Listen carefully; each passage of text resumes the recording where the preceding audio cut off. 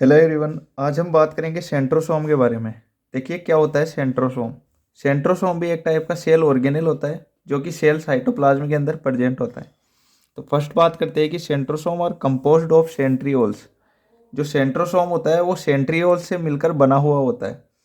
अब समझते हैं कि सेंट्रियोल्स क्या होती है। सेंट्रियोल्स एक पेयर्ड बैरल शेप्ड ऑर्गेनेल होता है। पेयर्ड पेयर्ड का मतलब सेंट्रियोल्स जो होते हैं वो जोड़े में प्रेजेंट होते हैं, यानी नंबर के अंदर 2 प्रेजेंट होते हैं, यानी 1 पेयर प्रेजेंट होता है सेंट्रियोल्स का। और बैरल शेप्ड।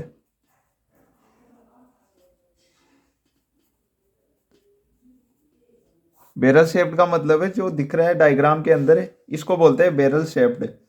ये होती है बैरल शेप्ड स्ट्रक्चर।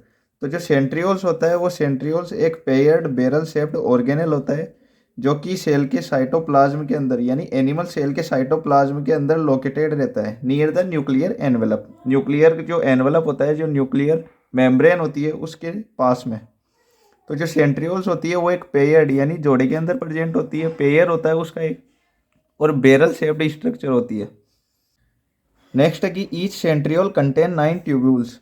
इसका मतलब है कि जो हर एक सेंट्रियोल यानी प्रत्येक सेंट्रियोल के अंदर 9 ट्यूब्स यानी 9 ट्यूब्यूल्स प्रेजेंट होती है। फिर नेक्स्ट बात करते हैं कि सेंट्रोसोम के लोकेशन के बारे में, कि जो सेंट्रोसोम होता है वो सेल के साइटोप्लाज्म में कहाँ लोकेटेड रहता है। तो लिखा हुआ है कि centrosome are present near the nucleus. Centrosome word से समझे। सेंट्रोसोम, सेंट्रोसोम का मतलब सेंटर, यानी सेल के सेंटर के अंदर प्रेजेंट रहेगा। तो सेल के सेंटर के अंदर न्यूक्लियस प्रेजेंट रहता है, इसीलिए बोला गया है कि centrosome are present near the nucleus, यानी न्यूक्लियस सेल के सेंटर में प्रेजेंट होता है, इसलिए ये सेंट्रोसोम जो होता है वो न्यूक्लियस के नियर यानी न्यूक्लियस के पास में प्रेजेंट होता है। इसका मतलब है कि ये भी सेल के सेंटर के अंदर ही प्रेजेंट होता है। फिर नेक्स्ट है कि they help in the cell division. जो सेंट्रोसोम होता है वो सेल डिवीजन के अंदर, सेल के डिवीजन के अंदर भी हेल्प करता है। डायग्राम से समझते हैं इसको कि 9 ट्यूब्यूल्स किस प्रकार से प्रेजेंट होती है। जैसे कि ये डायग्राम दिख रहा है सेंट्रियोल्स का, ये दोनों सेंट्रियोल्स है। सेंट्रियोल्स का एक पेयर है यानी 2 सेंट्रियोल्स है। तो इनके अंदर जैसे कि 1 2 3 4 5 6 7 8 और 9, ऐसे इस प्रकार से 9 ट्यूबुल्स अरेंज रहती है, यानी ये हर एक सेंट्रियोल के अंदर 9 ट्यूबुल्स प्रेजेंट होती है। फिर नेक्स्ट है आवर ब्रेन सेल्स और neurons do not have centrosome so they can not divide during cell division. इसका मतलब है कि जो अपनी ब्रेन सेल, अपने ब्रेन की जो सेल्स होती है यानी न्यूरॉन्स बोलते हैं जिनको अपन, तो न्यूरॉन्स के अंदर सेंट्रोसोम प्रेजेंट नहीं होते। न्यूरॉन्स या फिर जो ब्रेन सेल्स होती है अपनी, उनके अंदर सेंट्रोसोम पाए नहीं जाते हैं, इसलिए वो क्या होती है, डिवाइड नहीं होती ड्यूरिंग सेल डिवीजन। जब सेल डिवीजन होता है तब वो डिवाइड नहीं हो पाती, सेपरेट नहीं हो पाती है, क्योंकि इनके अंदर अपनी ब्रेन सेल्स के अंदर सेंट्रोसोम प्रेजेंट नहीं होता है, इस वजह से वो सेल डिवीजन के दौरान डिवाइड नहीं हो पाती है। फिर नेक्स्ट है during cell division centriole separate from each other and help in the formation of spindle fibres.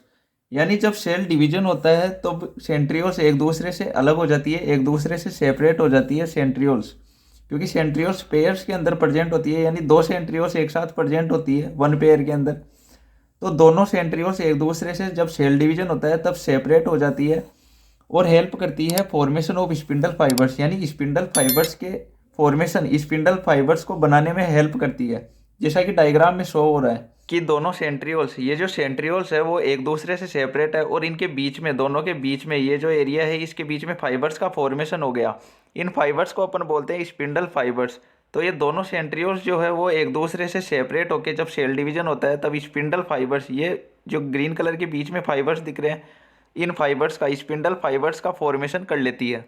फिर नेक्स्ट बात करते हैं कि फंक्शंस ऑफ सेंट्रोसोम, कि सेंट्रोसोम जो होता है वो क्या काम करता है, क्या फंक्शंस होता है। तो इसका फंक्शंस होता है कि centrosome help in the movement of chromosomes during cell division. Centrosome जो होता है वो सेल डिवीजन होता है तब क्रोमोसोम्स के मूवमेंट करवाने में हेल्प करता है।